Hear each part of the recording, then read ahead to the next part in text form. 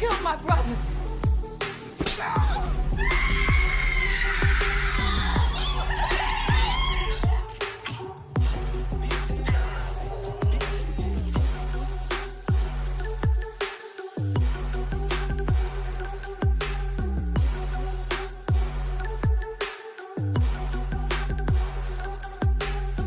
Whatever you pray for is about to happen, so y'all just drink plenty of water, because we ain't stopping. We are on the set of biopic, the Teresa Wellness story, First Lady of EMS. And this is the family. What's up, everybody? Listen, I came to Omega Mindset. It was absolutely phenomenal. Listen, I'm excited about what's going on in them, through them, and by them, and for them. It's going to be amazing. Y'all be looking out for it. All right, take care.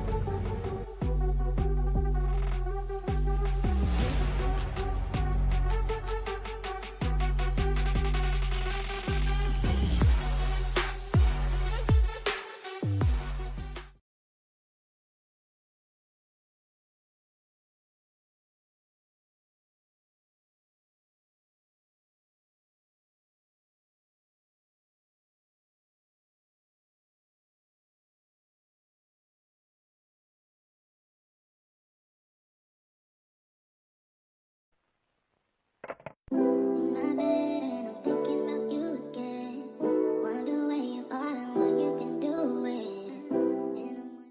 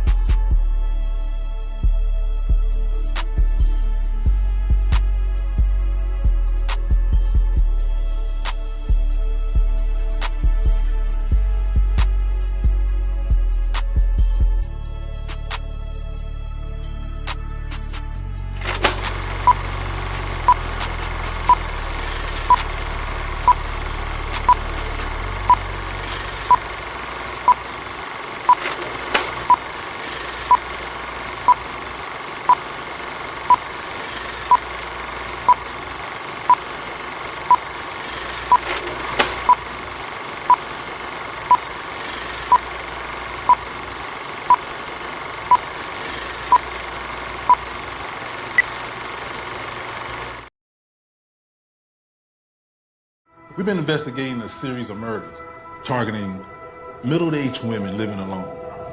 Am I suspect of something though? You remember Greg, right? Seven-figure Greg. How'd it go? He was completely full of himself, and he had the nerve to ask me what I brought to the table. What you do need to start doing is dating younger. What's your name? Michael. Michael. I'm Ebony. So his name is Michael. He's a surgeon. He's so handsome. He's charming. He's confident. Michael. Is it for you? Oh, these are beautiful. Beautiful flowers for a beautiful woman. Too sexy to be single. Like, what does he hide? What's wrong? So who's that guy? Oh, Chase? Baby, he's harmless. Is everything okay with Ebony? You are not her type. You should really stop trying to get with your boss. You're a plastic surgeon. Where did you study? Look, you asking a lot of questions. Are you dating me or are you dating her? Excuse me. What has gotten into you? You need to be loyal to me. Michael, you're scaring me. I don't know what came over Michael. I've never seen him like this. He also told me that I'm gonna regret breaking up with him. Ebony, you need to put an order of protection out on him. I'm really afraid for you right now. I can't stop thinking about you. It's over. You can't be here. Leave right now. Ebony, listen to me. Your life is in danger. Ebony, open the door. I just want a door.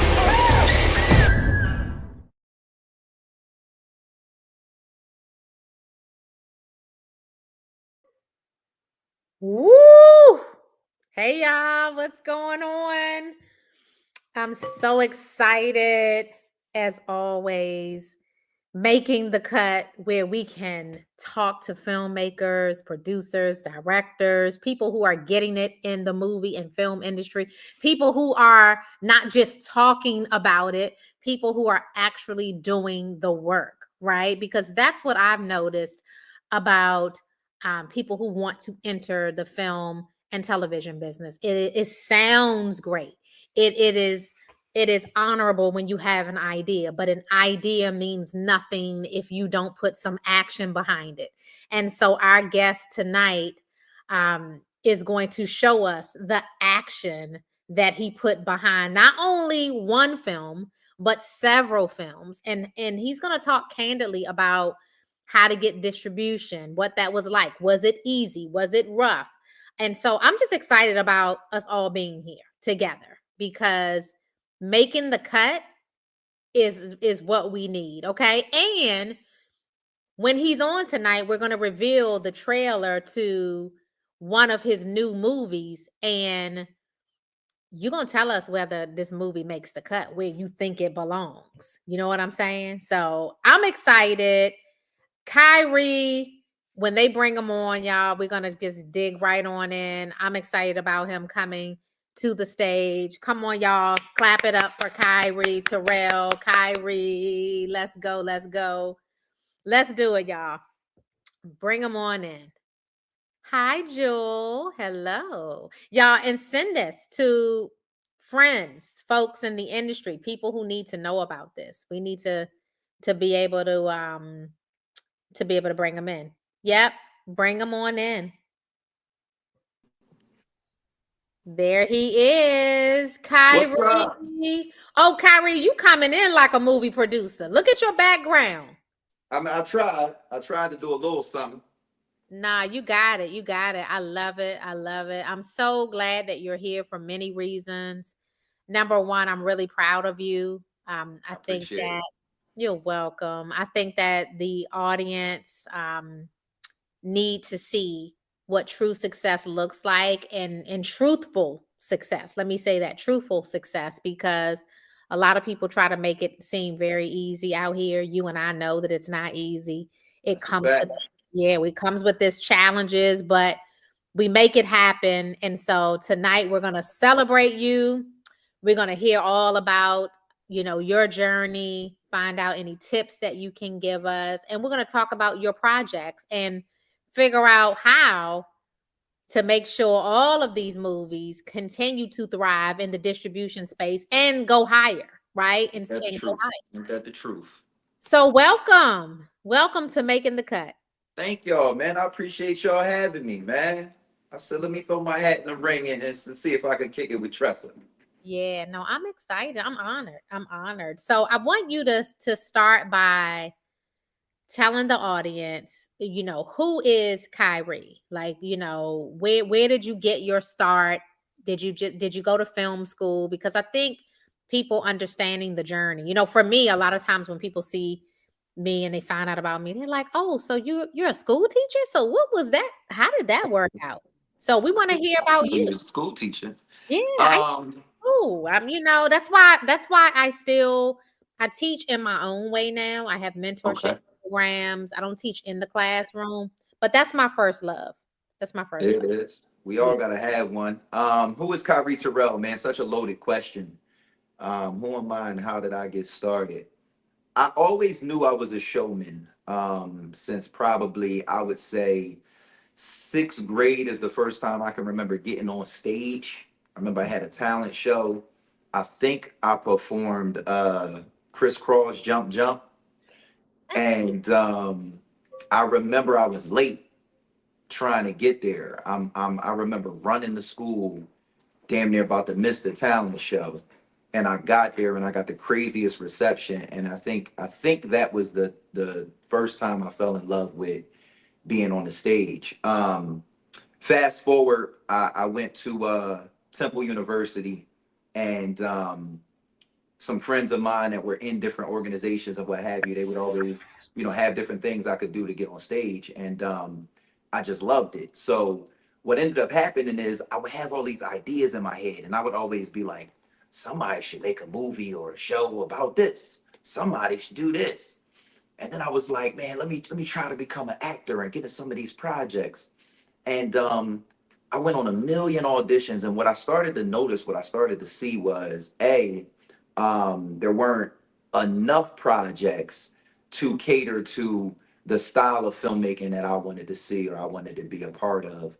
And then um, there weren't enough roles, for folks that look like me. And then at the same time, when I would go to these auditions, I started to notice a lot of times there were the same people behind the table and thousands of us trying to go out for this one role.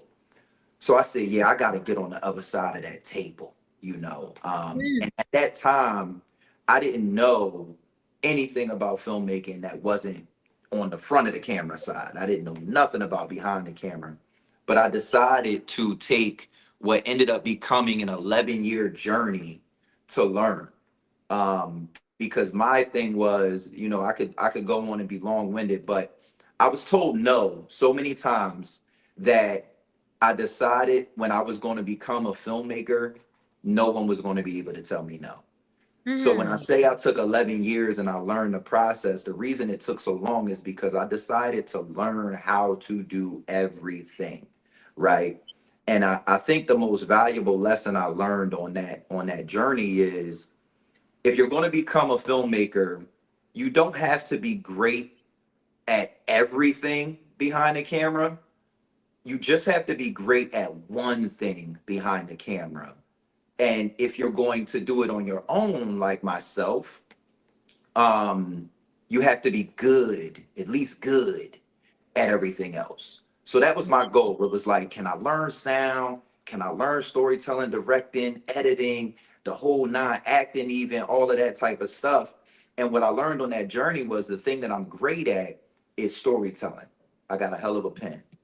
Everything else, you're gonna find better directors than me, you're gonna find better cinematographers than me, the whole nine. But I believe, dot for dot, cross for cross, I'm a storyteller to be reckoned with. I love it. So listen, let me tell you what I got from that. Kyrie is an overcomer. Kyrie is a visionary. Kyrie is a go-getter, right? Because sometimes you try to figure out who people really are, because what we do is what we do. It's not really who we are, right? It's so funny. People have all of these different thoughts about me, and I'm like, oh, they really don't know me. They really don't know me. And so just listening to you, this is good to really get to know the person. Yeah. And I love that you said you really got to be good at something, at least one thing, because I mentor a lot of producers, writers, filmmakers, etc. And they try to be good at everything. Mm. I'm like, you can't be good at that. Like, if you catch me behind the camera directing, y'all better shut it down because the movie is not going to come out right. It's not going to But come you out right. know that about you though, and you're not unwilling to say it. I am so okay with knowing I can't be great at everything, right?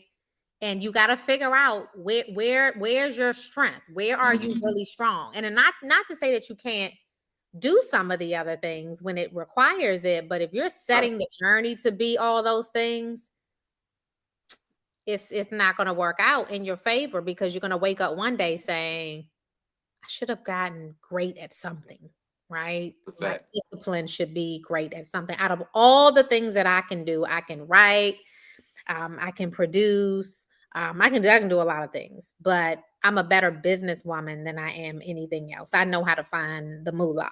That's what I'm doing, right? I gotta find that skill. I gotta tap into the dresser for that skill. Well, listen, I'm so glad that you said that because a lot of times we feel like we gotta have the skill, but it's who collaborate with the people who have what you don't have, right? So instead of me learning how to direct, I can pick up the phone and call you and say, hey, this is what I need. If I'm trying to write a script or if I'm trying to, if a network says I'm looking for this, this, and this, I can call my writers and say, hey, develop this. I don't have to have that skill set and I don't have to do it myself if I don't want to, because we've got to get better with learning to collaborate. Right. And delegate. I tell my team often, like, my team is growing. It's not a lot of us. We're not that deep, but I have some very effective people on my team. And sometimes when people see the films and they like, oh, Kai, you did this, you edited the film too, and you did this, and they think the first assumption is that I want to do all of those things. Yeah. But I took on those things again because I didn't want anybody to be able to tell me no. I didn't want to get a film to the finish line and be like, well, now who's going to edit it? No, my desire was I got to get in this game by any means necessary, right? Yeah. But now I'm getting to the point where, like, I just hired an editor for one of our upcoming, our next come films. And that's the thing, like, showing, I think there's something to be said in showing that you can put together a quality project, right? Yeah. And then people want to come on and join the team, right? And those quality projects start to bring in the money necessary to pay competent people, right? And as a filmmaker, how hard it is in our business to find competent people, right? Yeah. To find people that aren't going to cost more in your budget because they got it right the first time, right? Yeah. So that's a lot of the reason why I took on so much of the responsibility up front, was because I knew I was going to get it done, right? Might not been the best, but done is better than perfect. I love that for many reasons, right? You taking on that responsibility means all the jobs, right? Mm-hmm. So when it's time for you to grow to wherever you're trying to get to, you can always go back and say, I did that job before. I know how to do it. I know what to expect. You can't pull the sheep's wool over my eyes. Yeah, everything. And then the other thing is it's great to just put in that kind of work because you know what to expect on the other end if you ever have to go back to doing it, right? There have been times where, we're on set, the writer is not on set. If somebody has to change something, well, I have the ability. I know how. I'll go get the computer and I start making the changes. Not that I want to, but I have the skill set and the ability to do it. Right. I want to go back to your very first movie. Well, first of all, how many movies do you have under your belt right now? I have 4 streaming. 1 should be picked up to be streaming any day now, literally in talks with a few networks. And then I have 3 releasing this year. So when those 3 drop, that'll make 8 since 2021. 2021 was my first one. So I've done 8 in 4 years, you can call it. That you are working. You are working. So let's talk about the first one. I want to go back. Tell everybody the name of the first movie and tell us the pros and cons. Like what happened? Because with your first movie, it's never perfect. This is where we learn. This is where we get our bumps and bruises. 100%. I almost died 12 times on my first movie. So you know what's crazy, Tressa? you obviously were the instrument, I can't even say instrumental, in distributing my first film. So first things first, I want to thank you and Megamind for that. The crazy part is when I did Work Bay is the name of that first film. It's called Work Bay. So the story behind Work Bay, during the pandemic, before the pandemic, I was running a content space, and we were doing well, but when the pandemic hit, it just tanked. But the only reason I ever picked up a camera was to become a filmmaker. So when the pandemic hit, I said it's time, it's now or never. Um, and I just started writing. So I started these things that I was calling relation skits, where I had seen on social media so many people do like comedy skits about relationships. I was like, well, I'm gonna do drama. Like I'm gonna tell some for real deal stories. And so I got to the concept that was, work wives or work hubbies or work bays. I got to that concept and I wrote a little short, probably 3-minute piece, right? And then it started to grow legs because I was like, all right, first it was just about the young lady and her cheating at work. And then I was like, well, who's the guy she's cheating with? So I started to write about that. Who is he? Then I started to think, well, all right, who's who's this guy's home life? What's this guy's home life? What's this lady's home life? So I started to create, his wife and her boyfriend, and I started to give those characters legs. And before you knew it, I had like a short film about this work bay. And I was like, well, it's the pandemic, nobody really doing nothing. It was early 2021 when I was thinking about putting this together. And I just started making some calls. I was like, yo, you want to do a movie? You want to do a movie? Some actor friends of mine, some ADs, all of this. I was like, let's put something together. And I promised everybody nothing. I said, look, I'm not doing nothing. If you're not doing nothing, I'm ready to test these skills out, test these cameras, these lights, this sound, see what I can do. It was literally a scrimmage. I wasn't thinking about premiering it. I definitely didn't think about streaming it or getting any type of distribution deal or anything. I just wanted to get something done so that I could see my own barometer as a filmmaker. Long story short, a guy we both know, near and dear, Jamal Hill. That's my big homie from Philly. I worked on a ton of his projects when he was coming up. And I always reached out to Jamal and was like, yo, tear this one a new, you know what? Like, tell me what's wrong with it. Don't tell me what's great about it. So I sent him Work Bay and he was like, yo, you could make some money with this. And I was like, where? He was like, yeah. He was like, you ever heard of Tubi? And I was like, no, I had never heard of Tubi at the time. And he was like, yeah, you could make some money. I'm gonna give you my folks. He gave me Don's number. He's like, I'm gonna hook you up with Don, you know what I mean? Y'all talk and get it put on Tubi. You'll thank me later. So at that time, it was funny because Jamal, Jamal, he's the type of person, he'll tell me something one time, right? If I Yeah. listen, I listen, I don't. So I had a talk with Don, but I did show the film to someone else, and they Okay. had a relationship at another network, and they was like, yo, I might be able to do XYZ. I mean, the industry Yeah. talk. Yeah. So I'm like, XYZ sounded kind of good too. Yeah. So I never called Don back, and it wasn't a long time. It might have been like a week, maybe two. And Jamal called me back, and he was like, "Yo, what are you doing? Like, I'm telling you, like, it's money over here. Go talk to Don, get it put on." And I was like, "All right, man. If Maul calling me twice, he must know something I don't know." And I got with Don, and we worked it out. And the crazy part was, from Work Bay to the point of the question that you asked and how hard it was to do it.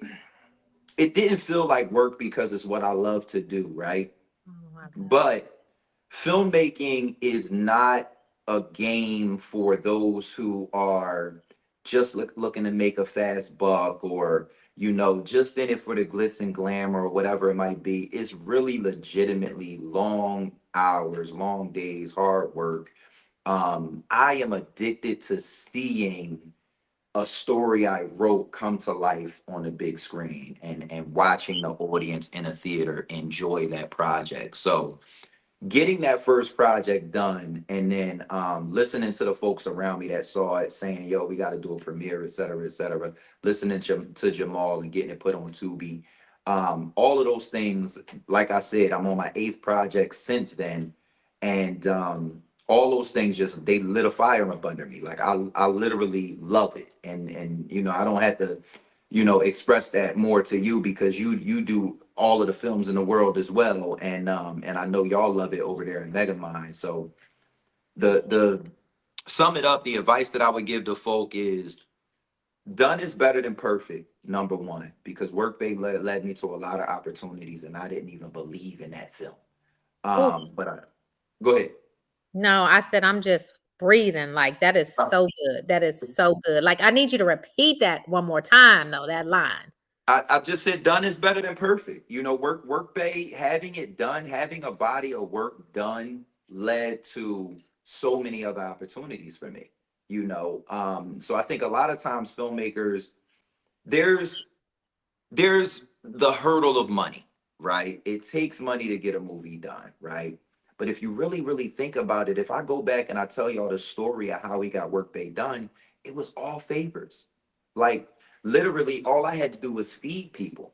And I was, this is a gem. Be upfront and be transparent and honest with people, right? I didn't promise people anything. I didn't know this film would do anything. I told folks that if I needed you for one day, you wasn't getting paid. I paid my main actress out of my pocket, paid some of my crew out of my pocket. I kept that budget super duper low. Called on favors. I think I paid for like one, maybe two of my locations.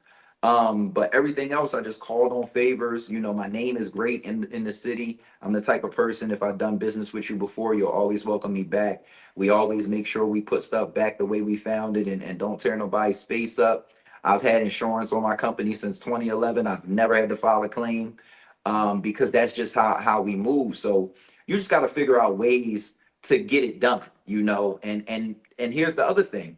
Once we went to the premiere and we sold the premiere out, guess what? I paid my actors. I said, hey, I ain't expect to make no money, but we made some money. Here go a couple dollars. And they appreciated that, you know, because they didn't expect anything. But, you know, I'm a share the wealth type of person. Yeah, listen, you were raised right, okay? You got integrity, okay? I love it. I love it. So here's my question. So we talked about the journey from Work Bay. You're now on your 8th film.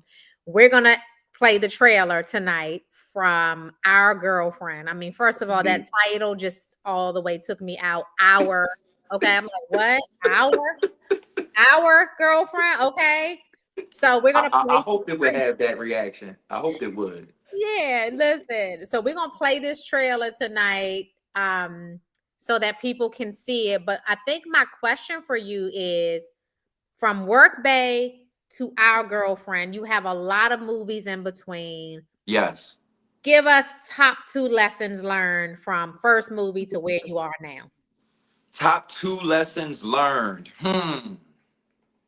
I think the number one, I'll say, or I don't know if it's number one, but one of the top 2 I will say is I've learned, and this is something I say to my team, right? Creativity.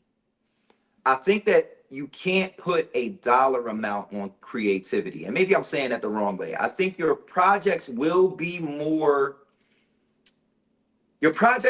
better if you don't lean on money for your creativity. And here's how I mean. When you're a budding filmmaker and you don't have the ability to just go buy one of these, just go get 2 of those, just grab all of this, go clear the shelf and do that. Oh, the wall need to be green, paint it green, tell them we'll paint it back white tomorrow. When you don't have those abilities, it forces your mind to be creative, right? And on a lot of our projects, we just were able to get some things done, even with the budgets that we've had. I've shown some people the budgets that we've had versus the projects that we've done, and they really can't believe it. So I say to my team, I'm like, listen, when the budgets get bigger, we have to find a way to continue to create from lack rather than abundance. Because I think that that's the difference between you having a $1 million budget and making a film that looks like a $10 million film, right? That's the difference. There's ways to, you know, in filmmaking you have a budget, but then you also have production value, right? And here's how that works, right? If my budget is only 100,000 and I got this crazy cast, these crazy locations, whatever, everything's getting eaten up, but I need a Bentley in my movie. But my uncle owns a Bentley.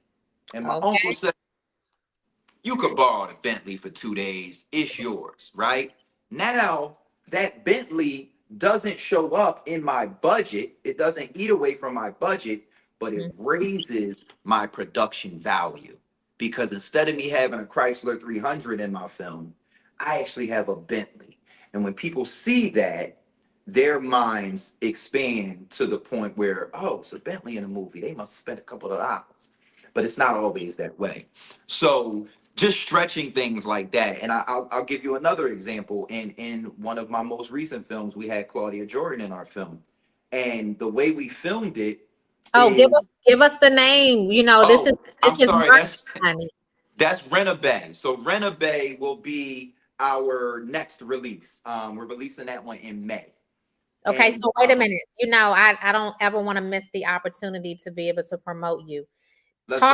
Give us the titles of the Bay series so that when you tell this story about Claudia Jordan, it all makes sense. I got you. So I'm working on what I'm calling the Baytrix. All right. And the Baytrix is going to be a 10 film series, 10 film picture series where the characters recur and all it's their own universe, right? It's like Marvel, but it's like a romantic comedy, but you're going to see some of your favorites come back and go through other situations and the whole nine. So we did Work Bay, we did Work Bay 2, and then we did Christmas Bay. That's going to release and stream this winter. But we just recently did Rent-A-Bay, which is technically the prequel to Christmas Bay. So you'll see some of your favorite characters jumping in and out. Work Bay and Work Bay 2 was the story of these two folks that, you know, one's not getting sex at home, one's not getting taken care of the right way at home. They work together, they end up falling in love. We advance that story and bring in some new characters and up the ante on their relationship in Work Bay 2. And then Rent-A-Bay is the story of one of the characters from Work Bay 2, their sister actually, and her girlfriends. They start this app, and the app is around the thought of what if women could rent guys for whatever their need may be, right? You need a +1 at a wedding, but you're single and you don't want to show up alone. Rent-A-Bay app, right? So it's that type of thing. It's another romantic comedy. That's a business, Kyree. I mean, did you already get this app and get this going? You know what? I think my producer, Ebony Dukes, I think she might have trademarked and patented and I all hope that. she did, because y'all like, need to get the app going. She said, when we get a couple dollars, we might have to really do this. And then Christmas Bay is the tale of someone who was rented on the Rent-A-Bay app, and shenanigans ensue over the Christmas holiday. So unique, so creative. I mean, this IP that you're building, I love it. That's why I had to take it back for a minute. It was like, no, explain this to us, because, you know, you have a lot of aspiring filmmakers who are listening and they want to know, like, this. I mean, this is really inspiring that you really took one idea and was able to parlay that in and have all of this IP. Like, know you're a genius, right? Oh man, I appreciate it. I love it. So I did have really high SAT scores, so you might be right. Okay, listen. I mean, I'm a teacher, you know. I figured I got good, you know. There you go. Kyree, the team has our girlfriend teed up to play this trailer. They have been waiting. Everybody is trying to figure out, like, what in the world is happening here. So we're going to take a second, let them pull the trailer up, and then the folks are going to weigh in, and we're going to talk about the distribution for our girlfriend. You're going to tell us where you want to see it, and we're going to figure out, does it make the cut? Okay? Say less. Let's do it. All right, let's do it. So hold on. Y'all be having threesomes like every night? Look, the poly lifestyle is about much more than just sex. And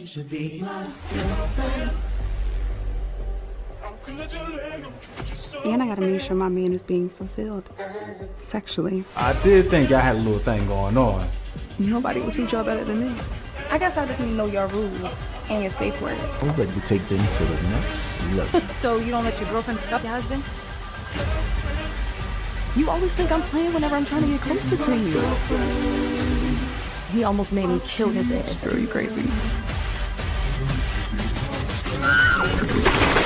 Your baby step shit, but I feel how I feel.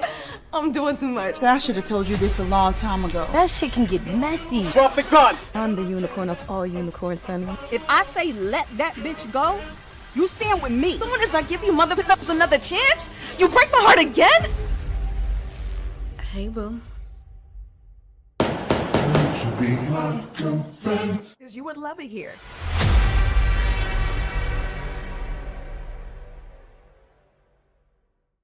Child, Kyree. Kyree, your pen was showing off. Oh man. Your pen was showing off because that was drama. It is action. It's thriller. It got a little bit of all of it. It's got all of that. All of that. Was that your intent when you were writing it? You knew that's what you wanted to do? You know what's crazy, Tressa? I almost gave Girlfriend a happy ending. But in talking to my team, right? So here's the thing.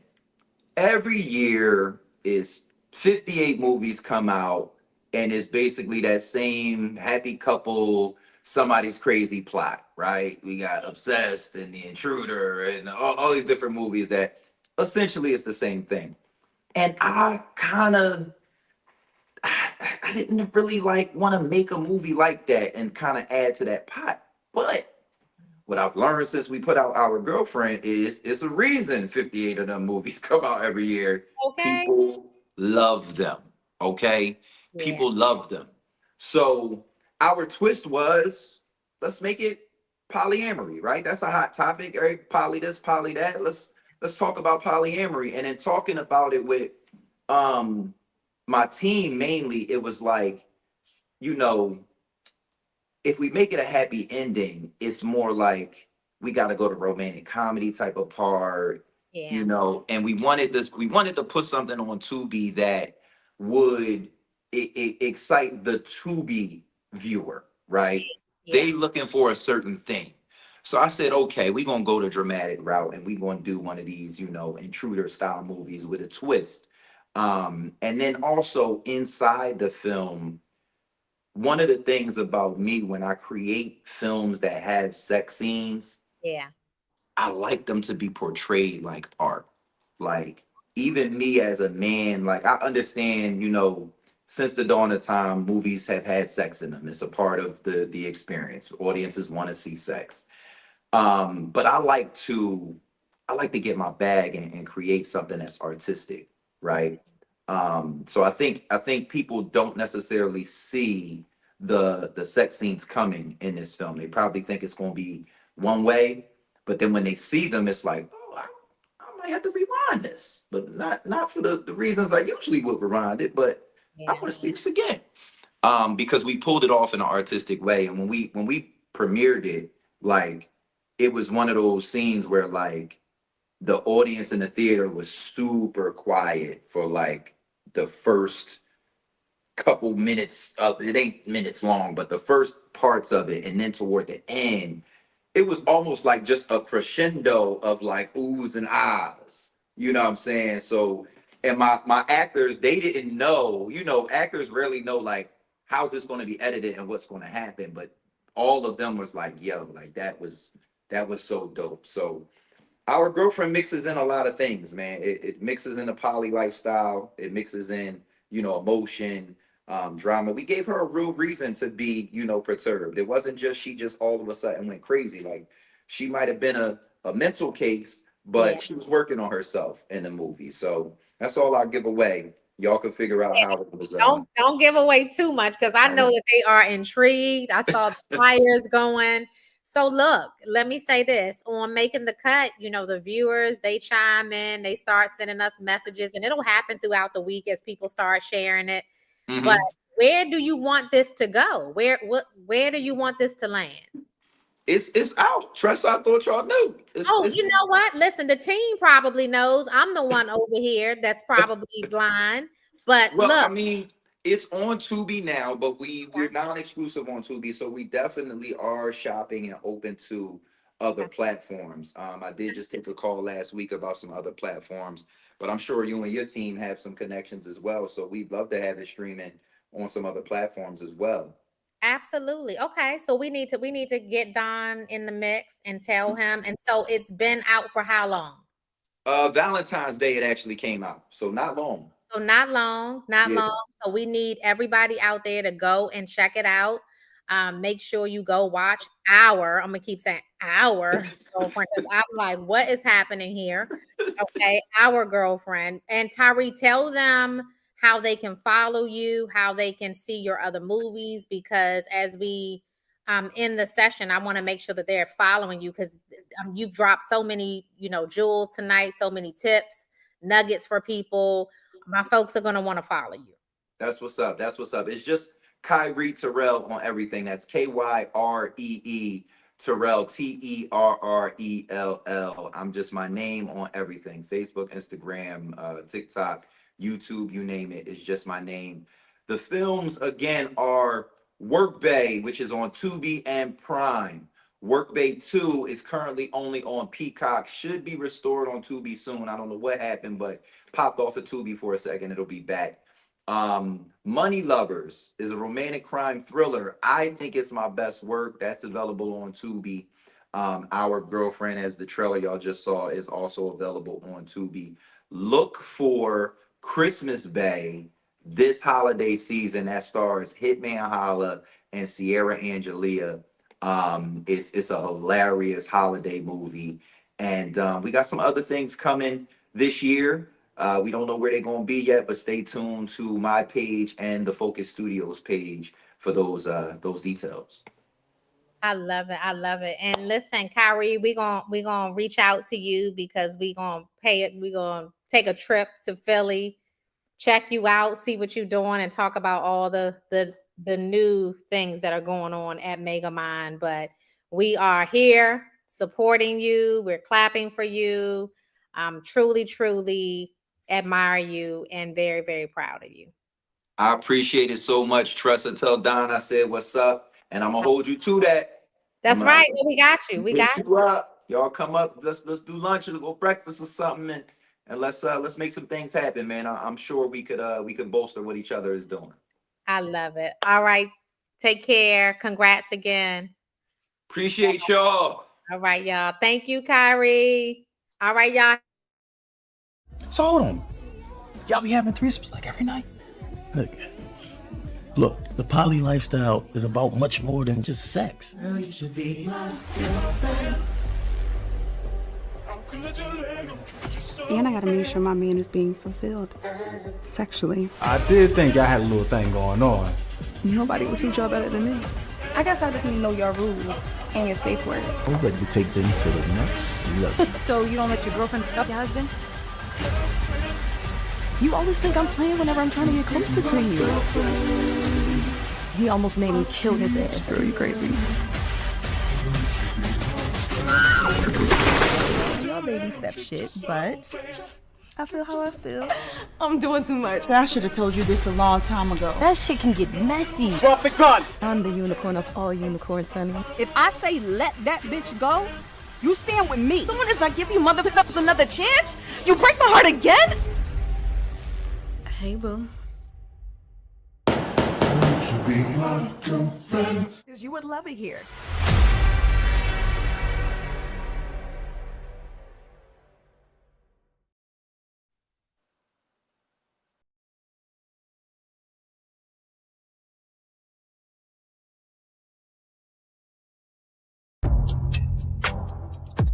What are we celebrating? Your boy is up 30 bands. $30,000, G-Bro?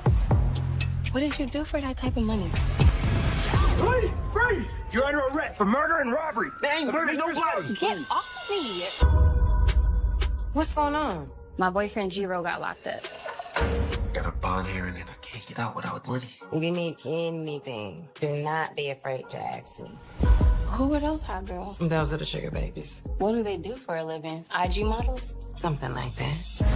Oh yeah, oh yeah. Sugar babies are young women who date older men. Oh yeah, oh yeah. Wow, I've never seen anything like this before. These old dudes, they low-key rich. It's my friend Anthony. Got any friends for him to meet? You're beautiful. Damn, another smooth talker. Hey, what are you doing here? When I want something, I go after it. And right now, I want you. Whatever you do, stay away from him. All money ain't good money. Why don't you let me show you what life should be like for a queen like you? I just need you to get us out this mess, baby. Go get some money. This isn't a game to me. I love him. Love. It's a business arrangement. Guess what? Finally made Bell. We got the new car, big ass mansion. What you been up to? He's my man. This is the long game, Jay. You need to learn how to play it. Jay? I can't believe you, Anthony. Lost in paradise.